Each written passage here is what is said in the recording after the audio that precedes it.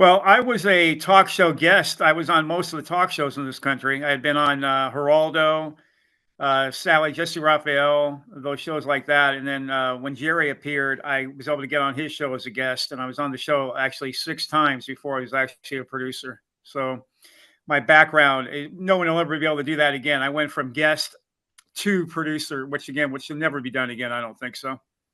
As I said, I'd been a guest six different times on the show, and then a month after the final time as a guest, they called me to be a guest finder because they wanted to find these street kids to do a story. My producer Brenda Yu said, "Hey, I think Bud Norm would be able to find people," which I did.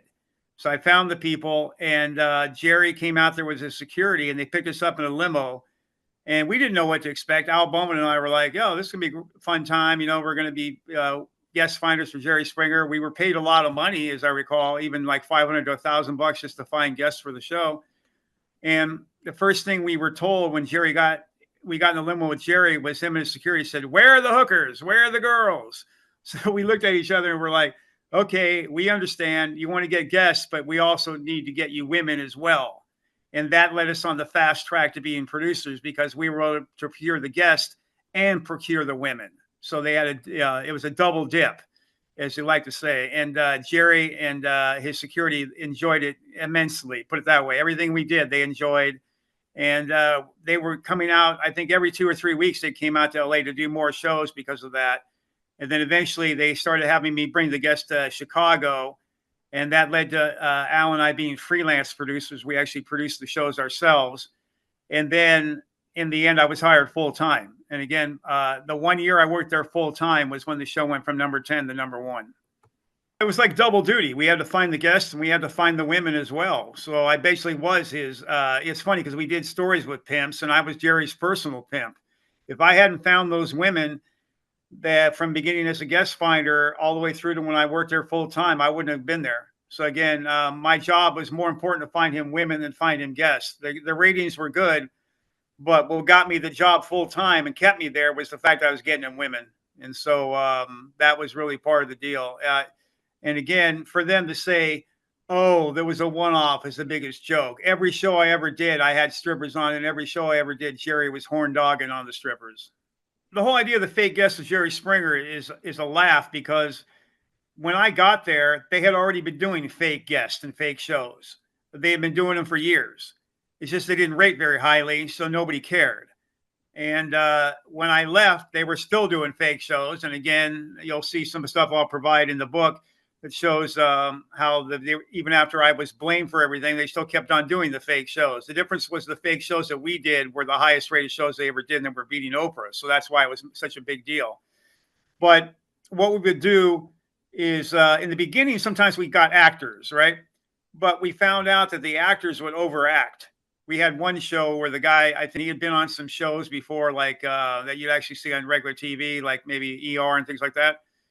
But he was so obviously an actor that backstage, the lady that got me the job, Brenda Yu, she's like, "Tell your actor to give it up already." So we realized the actors had a tendency to overact. So what we ended up doing is just getting people from strip clubs, people that we knew. A lot of people were from rock bands because I had been in a band, and they were just wanting to go on TV and they would do whatever we told them to do. And if you watch some of my shows, they're fighting and they're throwing punches and they're hitting each other, but these weren't real. These were fake shows, but they were still hitting each other. And to this day, they still air some of my shows, even though I'm supposedly the guy that did all the fake shows. They still air some of my shows on Jerry Springer, and they show the highlights of them because they were such good shows. You wouldn't be able to tell they were fake because, again, they were throwing punches and they were connecting.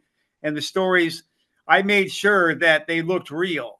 When I got them to get to the studio, they had to know that you have to be this character the whole time. It wasn't just, you do on stage. You're there the whole time and you're that character. You don't get out of character. We send you back home to where you came from. So it was the whole idea of getting the people kind of pumped up on the whole thing. But again, I did real shows. I did some real shows as well as the fake shows. The problem with the real shows is that you had the emotion go along with it. We had one real show where they wanted to kill each other after the show.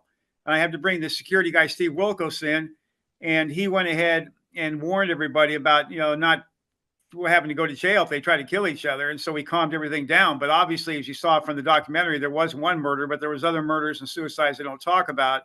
And that was the problem with the real stories, because it doesn't end at the show. It goes back when they go home and you got problems. But with the fake shows, it's all over.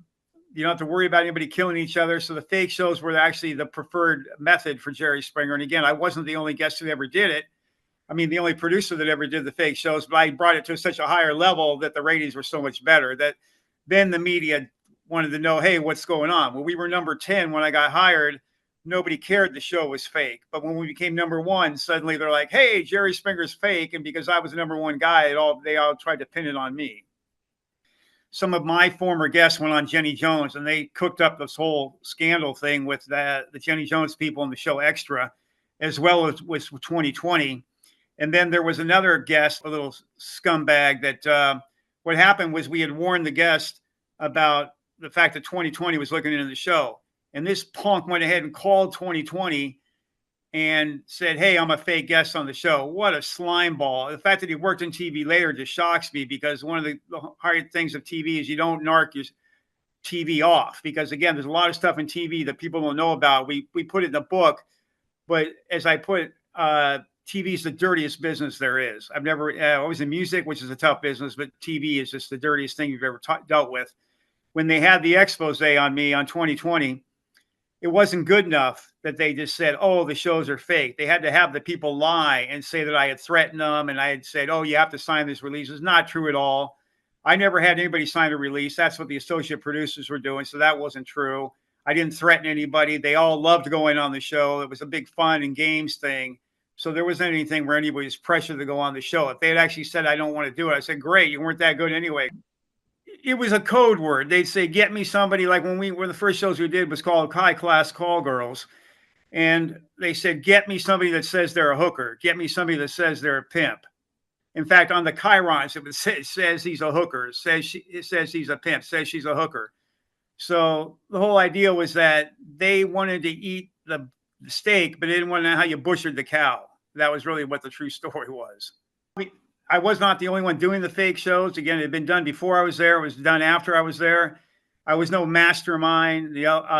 Jerry went on there and they threw me under the bus. They had Jerry say, oh, if they have a producer there that's doing that, I don't want him there anymore. The boss, Richard Dominic, he went on Dateline and said, we don't have a problem with me. Have a rogue producer. So they just went ahead and just ruined my career, threw me to the wind. And that's why I'm glad to be able to tell the story now years later, because I've kept my mouth shut for all these years. And when I saw that documentary, I had been approached, but I didn't want to do it because they didn't want to let me work with the book. Because again, the book is the real story. They didn't want to put that in. They have their own little, BS story they wanted to tell. And now I'm glad, because of the son here, I'm able to tell the real story.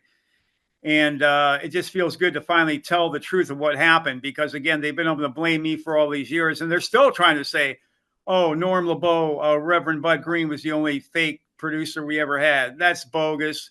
Again, the shows were fake before I was there. They were fake afterwards. The difference was our shows were highly rated. And coincidentally, I was hired when we were number 10. Within 1 year, we were number 1. After the scandal, we went back to being number 10 within 3 months. So you tell me who was the best producer. I have to say, again, not blowing my own horn, but I was the reason that the shows became number 1.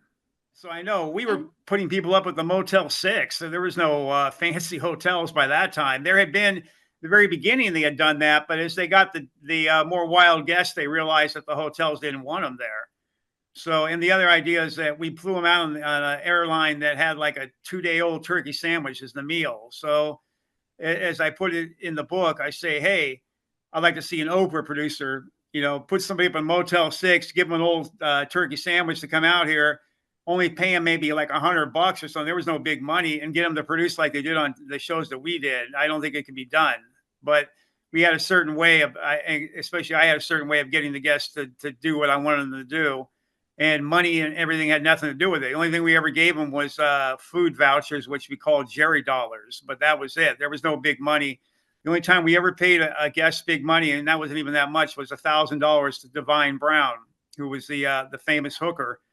And that actually cemented me getting the full-time job, because they were so impressed that I was able to get her. Because, of course, by that time, Springer had a bunch of shows with hookers and pimps and everything. But the fact that I got the most famous hooker in America really impressed them. And they they treated her like a celebrity before the show. Jerry and the guy in charge, Richard Dominic, both came, hey, can we meet her before the show and everything? Which I never had them do that for a guest. Again, Jerry wanted to meet him afterwards, maybe to have sex, but they never wanted to meet him beforehand because she was like a celebrity. She was like the only so-called celebrity that we ever really had on the show. It's all ready. I have a 2-page outline. I think they're going to put in the story. Again, it's called The Naked Truth, The Jerry Springer Show Exposed. It talks all about what really went on backstage. It's written by not just by myself, but 3 former producers, Al Bowman, myself, and another one who can't be named because they still work in TV. You realize by me coming forward now, I'll never work in TV again, as well as Al Bowman, because once you put your name out there, you're blackballed. Because again, as I put in the outline, there's a sign on basically every show I've ever worked on. It says, what you see here, what you say here, when you leave here, let it stay here, because they don't want people to know what goes on backstage. And by revealing that, we're breaking a taboo. We're basically breaking the code of silence. And once you've done that, you'll be blackballed from TV. I mean, I was already kind of blackballed because of what happened with the scandal, but now that I'm telling the whole truth with the book, that definitely will end any chance I ever had of working in TV. But that's okay, like I said, because TV is the dirtiest business I ever worked at. It's not like I want to go back and work into that much anyway.